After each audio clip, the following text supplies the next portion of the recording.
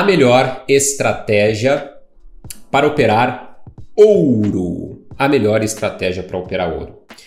Hoje eu vou ensinar para vocês de maneira detalhada como que funciona o ouro. Esse ativo que ele é escasso, é uma das principais reservas de valor que nós temos. É um ativo de refúgio, né? Então, em momentos de crise, os grandes investidores, os grandes fundos de investimento, os grandes bancos aumentam as suas posições em ouro. Para quê? Para proteger o seu patrimônio, né? Para proteger a matéria-prima que é a grana. Justamente por conta do ouro ser um ativo que passou por uma prova muito importante. Por essa prova, que é a prova do tempo, né? O ouro é um ativo que passou pela prova do tempo. E não existe nada que passe pela prova do tempo e que você não possa afirmar de que aquilo realmente é bom, de que aquilo realmente tem consistência, tem base sólida. Porque o maior juiz que existe é esse camarada chamado de tempo, que é ainda mais valioso que o próprio ouro, porque não tem como comprar, né? O ouro ainda existe uma quantidade escassa para se comprar.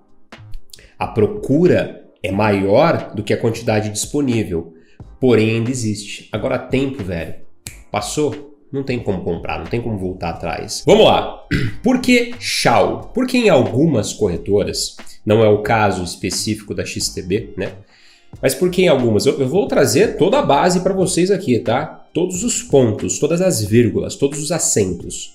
Porque em algumas corretoras vocês vão achar o Gold, o ouro, como Shao USD.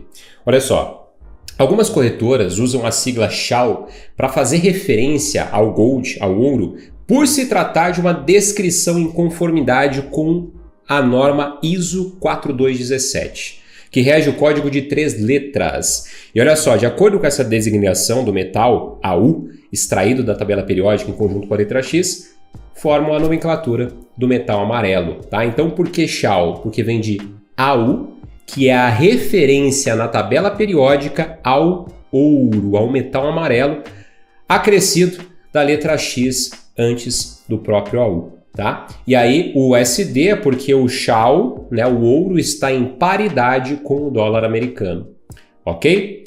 No caso da XTB, nós temos o Gold, fica muito mais fácil, mais claro de identificar, né? Qual que é o ativo do ouro? Cara, é o Gold, ouro. Então vamos lá. O que faz o Gold se movimentar, turma? O ouro, cara, ele é um ativo muito volátil. E volatilidade, quando a gente fala de mercado financeiro, de trading propriamente dito, principalmente falando, que é uma atividade especulativa, volatilidade é sinônimo de oportunidade. Nós precisamos de estar no mercado volátil, que nada mais é do que um mercado que tem velocidade de sair de um ponto X e chegar num ponto Y. Nós precisamos desse cenário, desse tipo de mercado, para aproveitar boas oportunidades de especular, que é o caso da profissão trader. O trader, ele é um especulador. Nós analisamos probabilidades através de uma análise gráfica, de uma análise fundamentalista, onde o preço pode sair de um ponto X e chegar num ponto Y. E aí nós montamos uma posição com base nessa análise para buscar sair desse ponto X e chegar no ponto Y e lucrar. E definindo qual que é o risco máximo que a gente aceita nessa oportunidade que a gente enxerga. Então, volatilidade é um cenário fundamental para que a gente possa realmente extrair boas oportunidades. Vamos lá. Então, olha só, já que essa é uma atividade de trading especulativo, o ouro, então, se encaixa perfeitamente, né? E os principais responsáveis por essa volatilidade, velocidade de movimentação de um ponto X a um ponto Y no ouro são, primeiro, taxas de juros nacionais, principalmente quando elas vêm desses três países, dessas três moedas principais: o dólar americano, o dólar australiano e o franco suíço, tá? Por quê? Porque são as moedas que têm maior intimidade com a movimentação do ouro.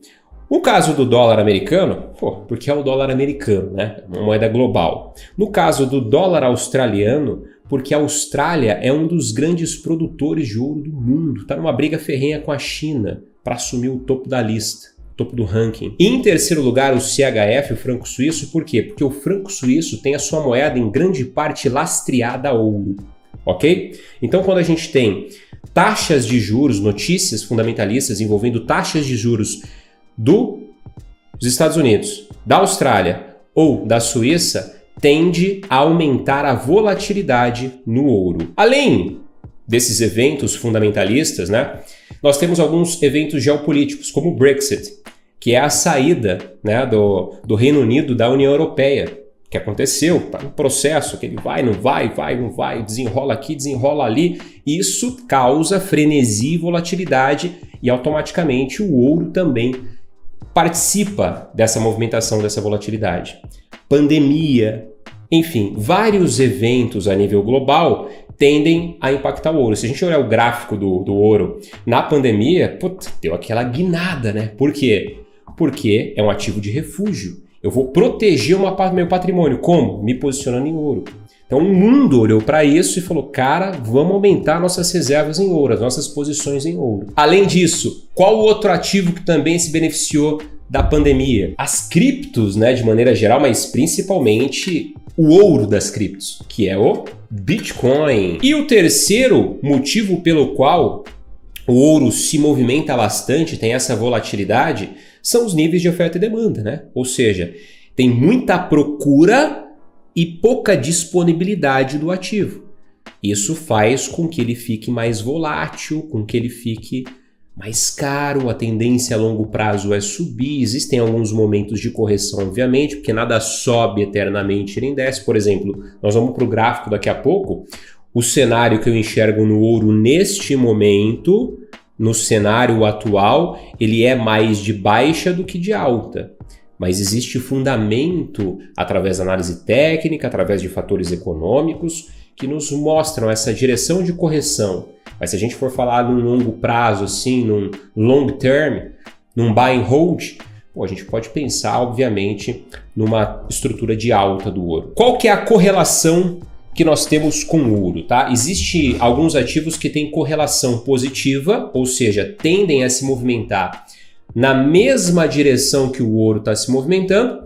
Existem alguns ativos que têm correlação negativa, então quanto o ouro sobe, ele tende a descer. Quanto o ouro desce, ele tende a subir. Então, atualmente a Austrália, como eu disse para vocês há pouco, briga com a China pela posição de maior produtora de ouro do mundo, velho. Produzindo cerca de 5 bilhões de dólares de ouro anualmente. Tá escrito cerda ali, mas não liga não, tá? É cerca, tá? 5 bilhões de dólares de ouro anualmente. Isso faz com que o ouro tenha uma correlação positiva com o AUD/USD, por exemplo. Tá? Então, por exemplo, num gráfico do AUD/USD diário, se ele está subindo, existe uma grande probabilidade da gente ter um comportamento igual ou bem parecido de alta no Gold. Ok? E o oposto também acontece. Agora vamos lá. Outra moeda que tem correlação com o ouro, como eu disse há pouco também, eu falei o motivo, é o franco suíço. Só que diferente do AUD/USD, essa correlação é negativa. Ou seja, quando o USD/CHF está caindo, o ouro tende a estar subindo. E o oposto também acontece. E olha só, a razão pela qual o franco suíço possui essa correlação com o ouro é pelo fato de mais de 25% do dinheiro da Suíça ser respaldado em reservas de ouro. Pergunta que não quer calar: qual que é o melhor horário para operar esta bagaça, Guilherme? Bom, pelo Gold estar altamente correlacionado ao dólar, o melhor horário para operar esse ativo é o quê? Nas duas principais sessões, né? Na sessão de Nova York, em confluência com a sessão de Londres. Ou seja, entre 9 horas e meio-dia aqui do Brasil no fuso horário atual. Tá vendo essa imagem aí que tá aparecendo para você? É um cronograma, né? Onde a gente tem aí as sessões, por exemplo, a sessão de Londres pintada na cor verde, a sessão de Nova York nesse laranja escuro, quase um marrom, né? a seção de Sydney pintada em azul e a seção de Tóquio pintada em amarelo. As 4 principais sessões de negociação que a gente tem no mercado internacional. Observa que das 9 horas ao meio-dia, pelo fuso horário atual GMT-3, América-São Paulo, neste momento, das 9 ao meio-dia, acontece o cruzamento das 2 maiores sessões. Primeiro Londres, segundo Nova York. Então esse é o horário que eu vou ter o quê? Mais volatilidade e liquidez. Volatilidade é sinônimo de oportunidade. Escreve aí, volatilidade é igual a oportunidade. E se eu estou num horário que tem volatilidade e oportunidade, eu tenho maior probabilidade de entrar em bons trades, em boas operações. Então, esse é o principal horário. Guilherme, como que eu faço, velho, para eu saber qual que é o horário do cruzamento das 2 principais sessões de acordo com o meu fuso horário? Acesse esse site aí, ó, forexsmarthours.com e coloca o seu GMT lá, o seu fuso horário, e aperta em Go. Vai atualizar e vai te mostrar exatamente esse esquema aqui para você poder se parametrizar. Por que aprender a operar ouro? Bom, o ouro é um ativo de reserva de valor, como eu falei várias vezes já na aula de hoje. Ou seja, usado para preservar nosso poder de compra com o passar dos anos. Preservar a matéria-prima, que é a grana, a bufunfa. Sem dinheiro não existe trading. Não existe trader. Não existe o teu negócio de trading. E ele garante que a nossa riqueza continuará tendo valor independentemente do cenário econômico atual, ok?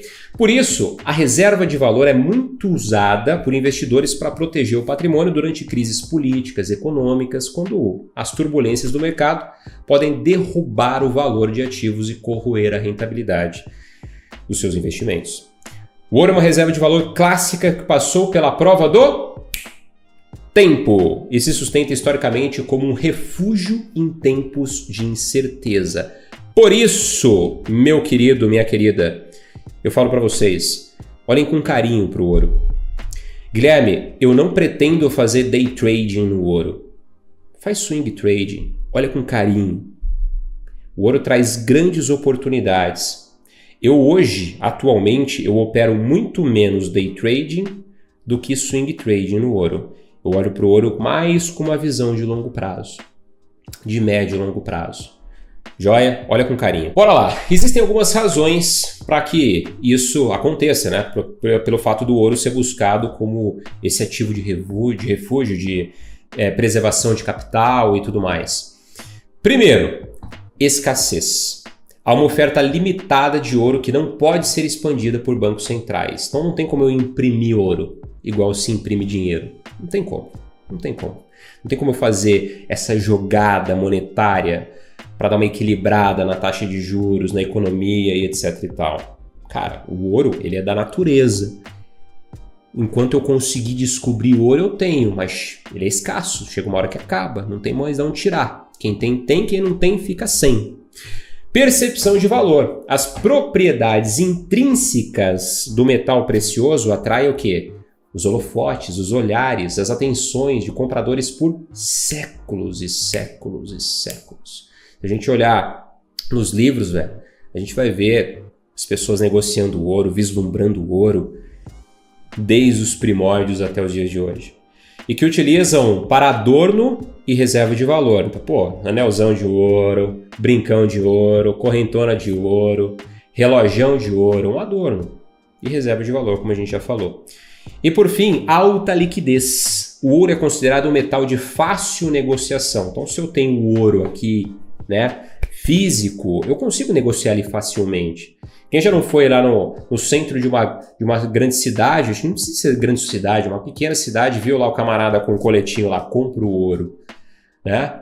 Então, é de fácil negociação, pois sempre há demanda pelo ativo, seja por meio de contratos, barras físicas ou joias, tá? Então, você consegue negociar facilmente e, por exemplo, vocês estão dentro da XTB, da X-Station 5, vai lá, abre um único ativo Gold, você já consegue negociar o CFD, o contrato do futuro por diferença do ouro. Bom, vamos lá. Quanto que vale o PIP no Gold? Vamos entrar agora na parte mais técnica da parada para a gente já entrar para a X-Station 5 e seguir um passo a passo aqui de um operacional específico para ouro. Obviamente que vocês podem adaptar esse operacional para outros ativos? Óbvio que sim, porque se trata de estrutura de mercado, cara. Então, se você sabe ler um gráfico, você adapta a qualquer ativo, mas o core da aula de hoje, né? O objetivo principal da aula de hoje é a gente falar sobre o ouro. Cada pipete no Gold, com lote de 0,01 de volume, vale 1 cent de dólar. Esse print que vocês estão vendo na tela aí é da boleta de negociação da X-Station 5, tá? Observa aqui, ó, volume, velho. Deixa eu pegar aqui, ó, volume 0,01, tá? É o volume, um micro lote. Beleza? A cada um pipete, que é esse último número que mostra aqui no preço do ativo, a cada um pipete que vai a teu favor ou contra, você está ganhando ou pagando 1 centavo de dólar. Observa que a diferença entre aqui, ó, 1814.27 para 1814.66 é de 0,39. Que é o spread. A diferença entre a linha bid e a linha ask, a linha de compra e de venda, é o spread, que é a taxa que é pago para a corretora. Então, observa que o spread do ouro na XTB é pitel, né? Então, você está pagando aqui 39 centes de dólar para abrir uma operação no Gold com volume de 0,01. E a cada pipete que ele se movimenta, a teu favor ou contra, você está pagando um centavo de dólar ou perdendo 1 centavo de dólar. E aí você faz na mesma proporção para os outros lotes. Ponto importante para se enfatizar aqui. Guilherme, eu preciso fazer o cálculo dessa bagaça manual? A resposta é não. Por quê? Porque a plataforma te dá uma ferramenta onde você define lá bonitinho ponto de entrada, ponto de stop, ponto de alvo, e ela já calcula automaticamente qual que é o risco que você vai correr naquela operação de acordo com a tua gestão de risco. Eu quero correr 1% do montante da minha conta. Então você define lá 1%, já vou mostrar isso na prática para vocês. Seguindo aqui então, como operar o Gold, o ouro? Eu separei aqui o operacional em 5 principais passos, tá? E embaixo tem o descritivo dos indicadores que eu vou deixar na tela para dar referência de localização para a tomada de decisão. Primeiro passo, turma. Fazer um mapeamento gráfico para identificar as zonas de ação. Bom, o que é o mapeamento gráfico? Explicando passo a passo. O mapeamento gráfico é você identificar regiões de suporte e resistência que eu chamo de zonas de ação, onde o preço inevitavelmente ele vai fazer uma ação, ele vai tomar uma decisão. Decidir é igual a agir, ok? Ele vai tomar a decisão se ele rompe e continua a tendência estabelecida pela perna anterior, pelo movimento anterior. Ele vai decidir se ele sente aquela região e retrai e faz uma simples correção, ou ele vai decidir se ele sente aquela região, retrai e muda a tendência predominante. Por exemplo, de alta para baixa ou de baixa para alta. E o mapeamento a gente sempre faz de um tempo gráfico maior para um tempo gráfico menor. E qual que é o objetivo? O objetivo de quando nós chegarmos no tempo gráfico onde de fato tomaremos uma decisão de entrar ou não no trade, nós termos as regiões, as zonas de ação mapeadas para a gente saber se existe espaço para eu entrar comprado antes de chegar numa barreira, numa zona de ação mapeada, num suporte, numa resistência. Entende? Ou o oposto, cara, existe espaço antes de eu entrar vendido para até chegar numa região de suporte? Porque não faz sentido eu comprar contra uma resistência ou vender contra o suporte. Eu tenho que comprar em suporte e vender em resistência. E pega essa. Quanto maior o tempo gráfico, mais forte é a região. Quanto menor o tempo gráfico, mais fraca tende a ser essa região. É uma película de proteção de um colete à prova de balas, por exemplo. Então, quanto maior o tempo gráfico, mais forte é essa película.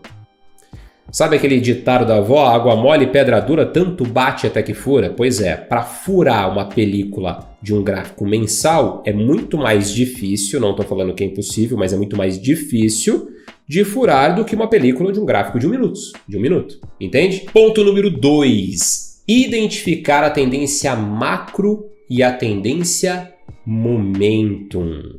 Olha só, o que é a tendência macro e a tendência momentum?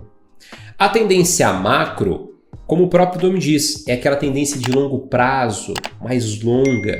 E a tendência momento é o que está rolando agora, neste exato momento. O que está rolando nesse exato momento? É uma correção de uma tendência macro de alta? Ou é o quê? Um movimento a favor da tendência macro de alta? Entende? Então é importante eu saber disso, para eu saber qual que é o cenário, qual que é o contexto que eu estou entrando, que eu estou tomando uma decisão, que eu estou enxergando uma possível oportunidade de trade. Ponto número 3, aguardar o gatilho de entrada na estratégia, reagir ao mercado. Que parada é essa de reagir ao mercado, Guilherme? Vou brigar com o mercado? Não, saca só. Primeiro, presta atenção na primeira palavrinha do ponto 3 que eu falei para vocês há pouco.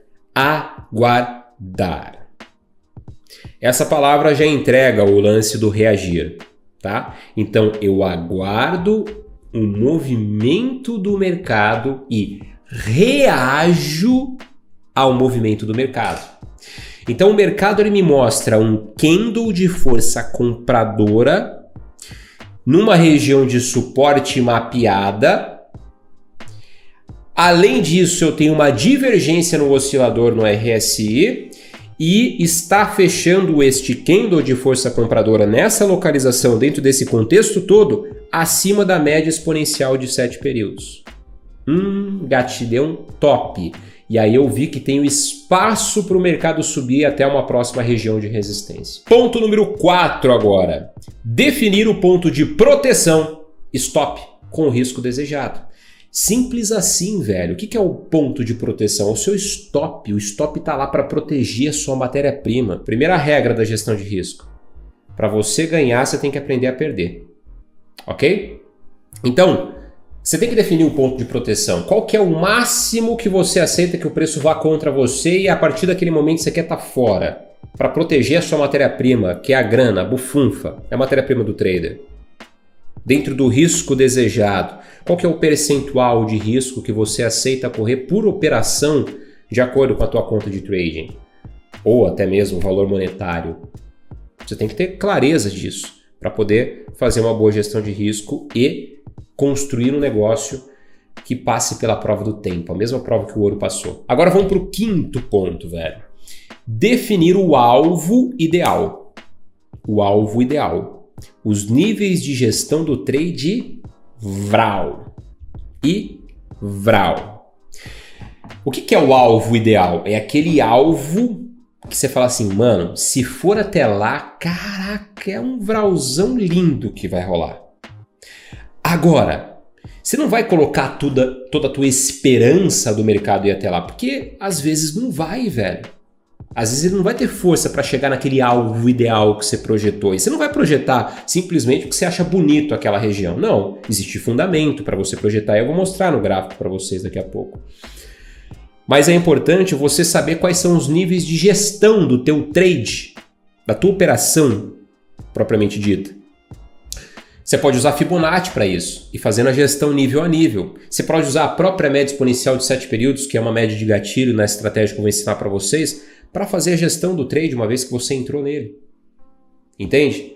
Mas você precisa aprender a fazer a gestão do seu trade para que você possa surfar o máximo possível da onda, onde o melhor cenário é buscar aquele alvo ideal que você projetou no início do trade, assim como o stop, que é o pior cenário que você projeta também antes do trade. Então olha só, mano, se eu definir o meu stop antecipadamente, eu sei qual que é o pior cenário, o porquê cargas d'água eu vou ter que ficar colocando uma baita de uma emoção no trade. Deixa rolar, velho. Sabe qual que é o maior problema das pessoas em conseguirem fazer uma boa gestão emocional? Porque elas não têm consciência dos próximos passos. Porque elas não fazem essa análise antecipada. Elas deixam para tomar decisões no calor da emoção. E aí a gente toma as piores decisões. Então, se você faz um bom planejamento, tem um bom plano de trading, você tem as regras muito bem estabelecidas, velho, as chances é que você vai tomar melhores decisões, porque você já sabe o que fazer diante de ambos os cenários, o cenário positivo ou o cenário negativo. 5 pontos passados, tá? Agora a gente vai ver isso aplicado no gráfico. Observação importante. Os indicadores usados como referência para gatilho de entrada e gestão do trade são: primeiro, uma média exponencial de 7 períodos. Segundo, uma média de 200 períodos simples. E terceiro, o oscilador, que é o RSI, o índice de força relativa, de 14 períodos com os níveis 30, 50, 70 e 100, além da ferramenta de Fibonacci, como eu disse para vocês há pouco, tá? Simples assim. Turma, antes da gente entrar no gráfico aqui, deixa eu mostrar o Forex Market Hours para vocês, conforme prometido, né? Ó, é esse site aqui, forexmarkethours.com. Aqui embaixo, vocês vão colocar o GMT de vocês aí, tá? E vão apertar Go. Então, por exemplo, aqui para mim são 20 horas e 42 minutos. Então tá certinho. Eu sei que agora, ó, tá abrindo a sessão de Tóquio, mas a sessão de Sydney abriu às 18 horas. Então agora eu tenho as duas sessões noturnas funcionando ao mesmo tempo. Sydney e Tóquio, no horário atual. Massa? Ó, por exemplo, se eu tiver no GMT mais 10 lá, da Austrália, em Sydney. Eu aperto OK aqui, olha que massa, ó. Lá em Sydney, velho, para quem vive aí na Austrália, Londres e Nova York estão abertas em confluência às 22 horas da noite. Ok? Então das 22 até a 1 da matina. E agora às 9 da matina lá, acontece a confluência de Tóquio com Sydney. Olha que massa. Legal, né? Então essa ferramenta vai te dar um norte aí para aproveitar o melhor momento para operar o ouro. Então vamos lá, turma. Primeira coisa que nós vamos fazer, mapeamento gráfico. Mapeamento gráfico vai do gráfico mensal até o gráfico onde você vai tomar a decisão. Então eu vou vir aqui, ó, e vou colocar a minha plataforma no gráfico mensal. Olha que interessante. Eu falei para vocês que eu tô visualizando o ouro com uma perspectiva momento muito mais de baixa do que de alta. Porra, Guilherme, mas cara, se você observar, o ouro ele vem numa tendência de alta lascada, né? Sim, olha que legal isso aqui, ó. Desde 1970, ó, tá vendo? 1970, o ouro ele vem numa crescente, né? Olha, ele fez esse movimento de alta, aí ele retraiu aqui lá pelos anos 80, né? De 70 a 80 ele veio no movimento de alta. Aí nos anos 80 ele deu uma retraída. E olha só, ele ficou lateralizado, cara, dos anos 80 até praticamente os anos 2000. Lá para 2003 ele deu essa guinada de alta. E aí lá para 2010 mais ou menos ele entrou em correção e voltou a subir a partir de metade para o final de 2014 início de 2015. Até que na pandemia ele foi para cima forte, fez um topo histórico. Ó, esse é o topo histórico do gold, do ouro. Só que olha só, cara, os candles nos contam histórias dentro de um contexto. A gente olhando pelo gráfico mensal, a gente consegue observar que depois que ele deixou esse topo histórico aqui, os compradores até tentaram empurrar o preço para baixo, mas a gente teve o que aqui? Ó? Um padrão de candle clássico, né? Um engolfo de baixa. Para quem vem da escola aí do Oliver Velez, um Bear 180. Né? Um candle de força vendedora engolindo um candle de força compradora, numa região de resistência. Massa! Isso mostra que o preço está tendo dificuldade para avançar e fazer movimentos mais altos e está com mais vontade de correção do que de alta, entende? Mas vamos lá, essa é só uma parte de uma análise de contexto que eu quero passar para vocês. Vamos definir uma região de resistência aqui então? Bom, vem aqui, pego uma linha horizontal e coloco num ponto de resistência. O que eu levo em consideração para poder definir uma região de resistência ou suporte? Coerência. Não existe uma fórmula exata e mágica para isso. Coerência. Quanto mais toques tiver nessa região que você vai mapear, mais faz sentido você definir essa região como resistência ou como suporte, entende? Então é isso que você vai procurar, o máximo de toques possível para definir aquela região como uma boa região de resistência ou como uma boa região de suporte, quer dizer que o preço segurou ali de fato. Aqui então eu vou colocar a minha resistência nessa região de preço aqui, ó, 19,84. Eu posso clicar duas vezes, eu posso até dar uma arredondada, ó, 19,85. E eu vou colocar numa cor vermelha. Ok? E vou aplicar. Por que eu mudei a cor? Porque visualmente falando, eu sei que essa região se trata do gráfico mensal. Então eu posso estar lá no gráfico de 5 minutos. Se eu estou enxergando uma linha vermelha espessa, eu sei que ela é uma resistência ou um suporte do gráfico mensal. Então eu vou duplicar essa linha, seguro o Ctrl do teclado apertado, clico com o botão esquerdo do mouse na linha e arrasto, eu duplico ela. E vou colocar ela numa região de suporte mais próxima do preço pela perspectiva do gráfico mensal. Eu vou colocar nessa região porque aqui teve um toque, foi resistência, foi suporte, aqui foi resistência, tá vendo? Vou colocar aqui 1.1705. Então aqui eu mapeei suporte e resistência mais próximo do preço no gráfico mensal. Agora eu vou descer para o gráfico semanal. E no gráfico semanal o que eu vou ter? Eu vou ter uma aproximação, né, do detalhamento ali. Eu vou olhar com mais detalhe e com menos amplitude do que eu olhava lá no gráfico mensal. Então pelo gráfico semanal eu já consigo observar, ó, que essa região eu consigo fazer um ajustezinho nela até, ó. Eu posso trazer ela para cá, ó. Posso trazer ela para 19,70.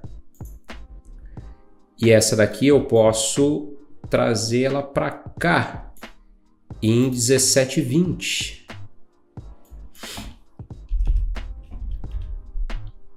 Olha que legal. E aí não tem necessidade de eu traçar uma linha específica para o gráfico semanal. Por quê? Porque ela conversa com a do mensal. Então eu vou fazer o que agora? Vou dar mais uma aproximada. Vou vir para o gráfico diário. Agora aqui no gráfico diário, sim, eu tenho um parâmetro para definir outras regiões como suporte e resistência. Olha que interessante. Eu vou diminuir um pouco o zoom aqui, tá? E vou pegar a linha horizontal aqui de novo e vou colocar aqui, ó, cara. Olha que legal, velho. Vou colocar nessa região de preço, ó. Aqui foi suporte, foi suporte, foi suporte, foi resistência, resistência, resistência, resistência, resistência. Então eu tenho vários toques. Então é coerente essa região. Eu vou vir aqui, configurações, vou deixar ela na cor amarela. 18,30. Olha, acertei na mosca ali, velho. Redondinho de cara, hein?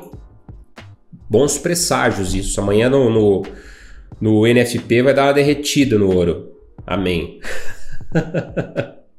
Vamos lá.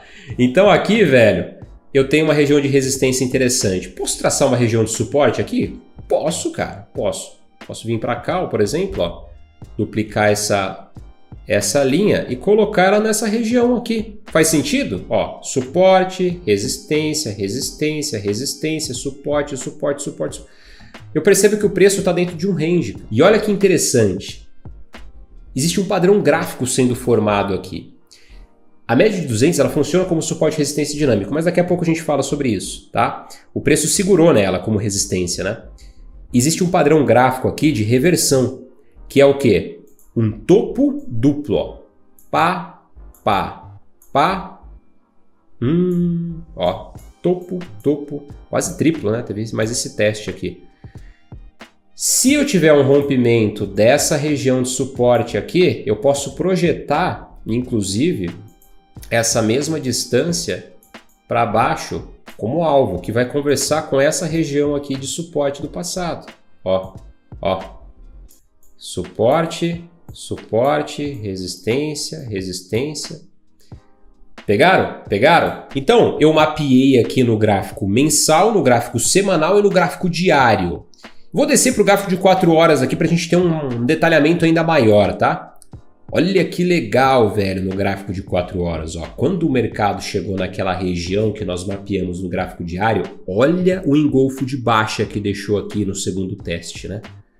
Olha que legal, o preço está sentindo um pouco de suporte aqui na média de 200, mas está evoluindo, querendo romper, né? Água mole e pedra dura, tanto bate até que fura. Para caminhar o quê? para caminhar para testar de fato aquela região de suporte que, se for rompida, a gente tem aquela projeção de um padrão gráfico de reversão como um primeiro alvo. Eu vou continuar descendo como se eu fosse fazer um trade com perspectiva de day trading, tá? Depois eu vou explicar para vocês o porquê que eu estou posicionado vendido aqui no Gold. Acredito que vocês já viram que eu estou vendido aqui já. Eu vou descer agora para o gráfico de 1 hora. Gráfico de 1 hora, cara. Olha que legal. Eu estou o quê? Aproximando a minha visão. Estou aumentando o detalhamento e diminuindo a amplitude. Quanto mais baixo o tempo gráfico, mais detalhe eu tenho, mais pouca amplitude de visão. Aquela visão que eu tinha no mensal lá de 1970 para agora, eu não estou tendo mais. Aqui no gráfico de 1 hora eu começo já a observar que o preço está fazendo um padrão comportamental de alta ou de baixa? De baixa, né? Porque ele está deixando topos e fundos descendentes. Topos e fundos descendentes, ó. Um topo mais baixo que o anterior. Ele já veio aqui, ó, no movimento de baixa, né?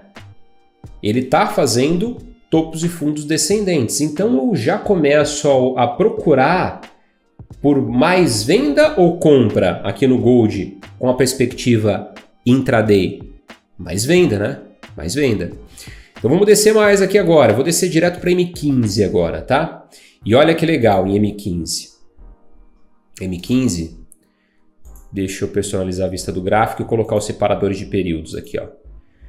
Para eu saber o horário que fechou um dia e começou um novo dia, tá? Então estamos prestes a fechar um dia onde nós conseguimos enxergar claramente que o preço de fechamento está prestes a fechar mais baixo do que o preço de abertura. Ó, o ouro abriu aqui o dia de hoje e está aqui.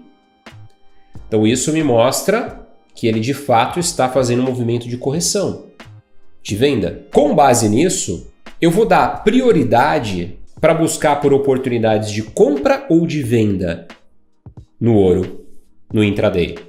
De venda. Então vou procurar por gatilhos de venda.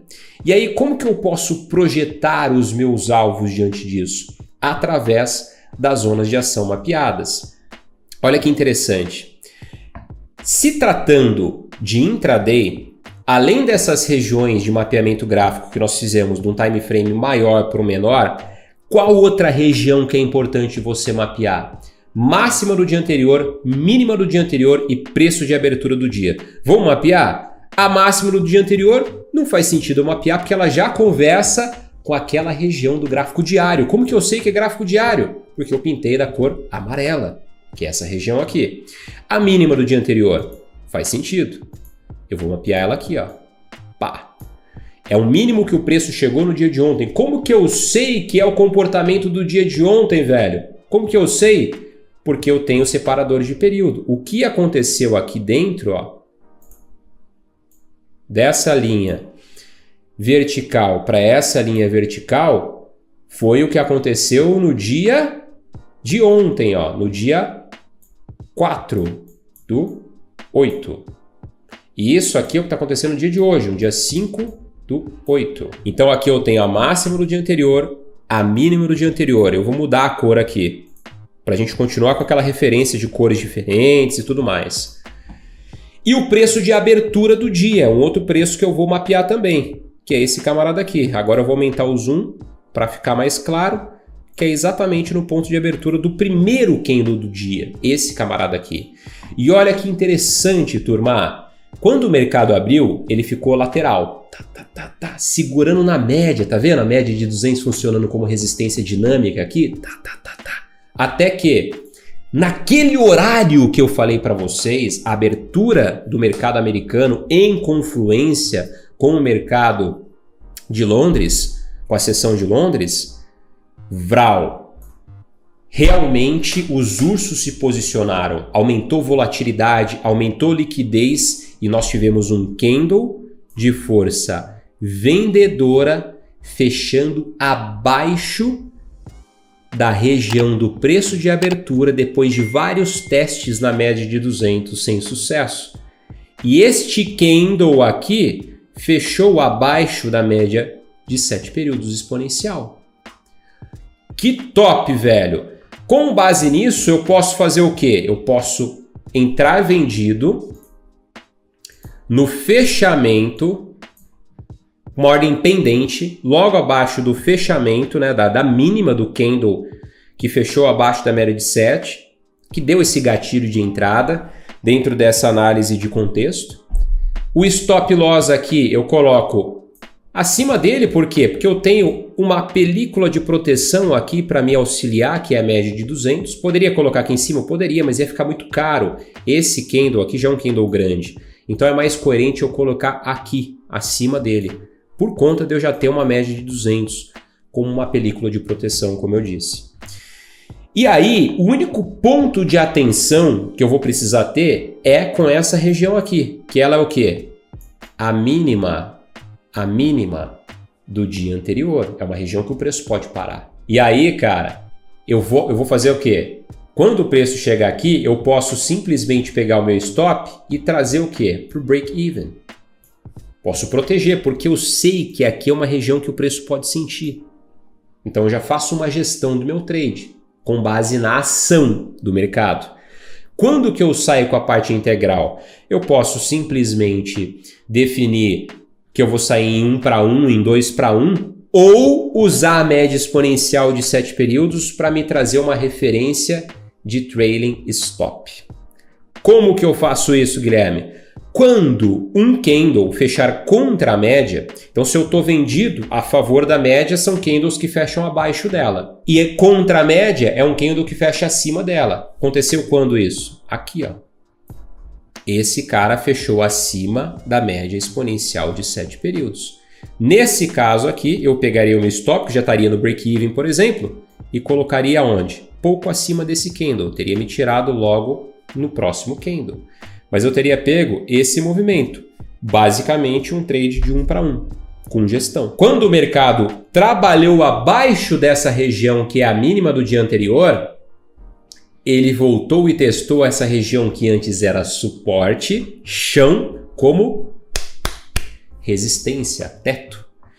E desde então, ele não teve força para superar essa região, deixando topos e fundos descendentes. Tem um outro detalhe importante dentro dessa análise de contexto aqui do dia de hoje. Tudo isso aconteceu no dia de hoje, turma. Tem um outro ponto importante. Sabe qual é? Esse aqui, ó. Esse topo, ele é linear ao topo anterior, enquanto que este topo é mais baixo que o topo anterior. Isso mostra que existe uma leve divergência no RSI comparado ao comportamento do preço. Essa é a divergência. A divergência não está tão acentuada, mas tem uma leve divergência. Na realidade, aqui o topo está até um pouquinho mais alto que o anterior, enquanto aqui ele está um pouquinho mais baixo que o anterior. Uma divergência de comportamento do preço. Então eu pego essa confluência de fatores dentro da minha análise e entendo que existe uma maior probabilidade do preço seguir de acordo com o gatilho de entrada que eu tive na média de 7. Então vocês vão usar o RSI para ler divergência quando o preço estiver numa região de resistência ou suporte. Você vai usar a média de 200 para te trazer um referencial de suporte e resistência dinâmico, entendendo que a média de 200, quando o preço está trabalhando a média de 200, abaixo da média de 200, ele está em tendência de baixa. Quando ele está trabalhando acima da média de 200, ele está em tendência de alta, de maneira bem simples, sem ser simplista. Joia? Além disso, você vai usar a média exponencial de 7 períodos, que é essa branquinha, tá? Então, o RSI na formatação que eu falei para vocês, ó, 14 períodos, os níveis de 30, 50, 70 e 100, padrãozão, a média de 200 simples ou aritmética e a média exponencial de 7 períodos, que é essa branquinha aqui mais colada no preço. São os 3 indicadores que vocês vão usar como referência para fazer essa análise de contexto e tomar uma decisão. E o gatilho de entrada sempre vai ser num candle que mostra a força compradora ou vendedora na média de 7. Então, por exemplo, esse candle aqui é um candle que mostrou um gatilho de entrada. Esse candle poderia ser, Guilherme, um candle de gatilho? Poderia ser também. O único ponto aqui seria o fato de existir bem próximo do gatilho de entrada uma região de suporte, que é o preço de abertura do dia. tá? Então esse seria o único ponto ali que estaria contra. E aqui também foi a primeira vez que o candle fechou contra a média exponencial de 7 períodos, depois dele deixar esse topo duplo. Aqui a gente tem um padrão gráfico de reversão, ó, um topo duplo. E observa que ele basicamente buscou a mesma projeção de preço para baixo, um pouquinho mais, mas buscou. É basicamente o que a gente enxergou no time frame maior, como probabilidade de movimento do Gold, tá? Então aqui, esse primeiro gatilho, o maior problema seria essa pedra no meio do caminho. O que você poderia esperar? O RRC. Deixa eu tirar essas linhadas todas aqui para não ficar tão confuso. Que é o quê? O rompimento, a retração testando o que antes era resistência e o que antes era suporte como resistência e a continuação, onde de fato a gente teve esse gatilho de entrada aqui. Um candle de força vendedora abaixo da média exponencial de 7 períodos, depois de um padrão gráfico de reversão com divergência no RSI, sentindo a média de 200 como resistência dinâmica e com espaço para vir buscar um movimento até uma próxima barreira mínima do dia anterior. Ponto de gestão do trade. E aí, pegaram a ideia? Pegaram a essência? Pesado, né, trader? Agora o que você tem que fazer? Colocar em prática, velho. Mas ó, se você quiser ter mais clareza, você quer tirar toda a confusão da tua frente, ter acesso a um método simples, objetivo, que vai te ajudar a ter lucros consistentes, faz assim, aperta no link na descrição do vídeo e cai para dentro da comunidade O Trader que Multiplica. Lá você vai encontrar tudo o que você precisa, mesmo se você não souber absolutamente nada, do zero absoluto, até mesmo para você que já tem experiência. Por quê? Porque além da formação, você vai ter acesso à sala de negociação ao vivo, você vai operar ao vivo comigo, colocando a teoria na prática, skin the game, vida real do trader e mais uma cacetada de coisa. Aperta no link, confere e cai para dentro. Vai lá.